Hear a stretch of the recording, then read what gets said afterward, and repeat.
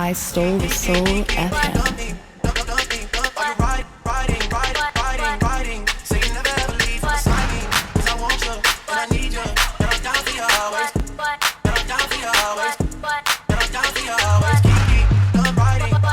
Scarborough's always had things going on, so I feel like we're kind of being recognized for what we have. So having community come here and kind of see what we have to offer just makes me feel really proud. Yeah, I also think it kind of changed the perception of Scarborough. Like a lot of people have this perception that it's like, you know, not so nice or a little bit rough and tough. And I think it just opens people's eyes up to see that it's a beautiful community, it's a beautiful neighborhood that has so much to offer. I've seen changes in more interconnectedness through different groups. It's less segregated now and it's like so much more integrated, but also I think that I Stole the Soul does a really good job at encouraging and reinforcing that like crossover from community to community. Scarborough has been punching above its weight and contributing to the city's global imprint, but people don't have a reason to come.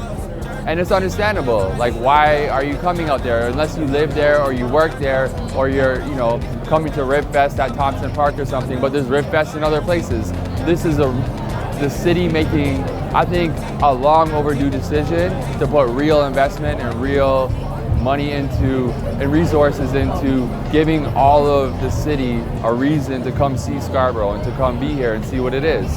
If you know Toronto, you know that most of the prominent artists that make Toronto come from either the West End or Scarborough.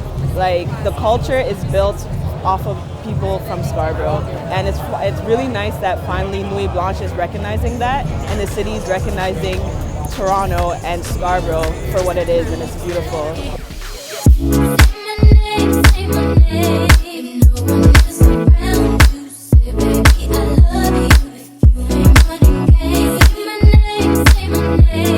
What I like about I Stole the Soul is because it has so many different artists represented and so many genres and so many like cultures represented. It naturally will bring more diverse people together.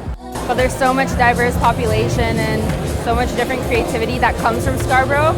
So I think it really should be looked at, and I think it should be taken seriously, just like downtown Toronto is every year. I think Nuit Blanche premiering in Scarborough is critical to let the rest of the GTA understand and realize why Scarborough is so special and important. We have, lack of a better term, been maligned for many years, and it's just wonderful to see so many people come out and the community come out and appreciate and realize what a rich, diverse neighborhood we are and a community we are. I think independent media is really important when it comes to like artistic vision and people who like get to play music in spaces like this, get to play stuff that doesn't necessarily get played on the radio. So we all know the politics of that. There's money that goes into it. It's, in my opinion, slightly brainwashing. So I think it's really valuable to have these spaces because there are not very many of them these days, and there's a lot of people, so people like it.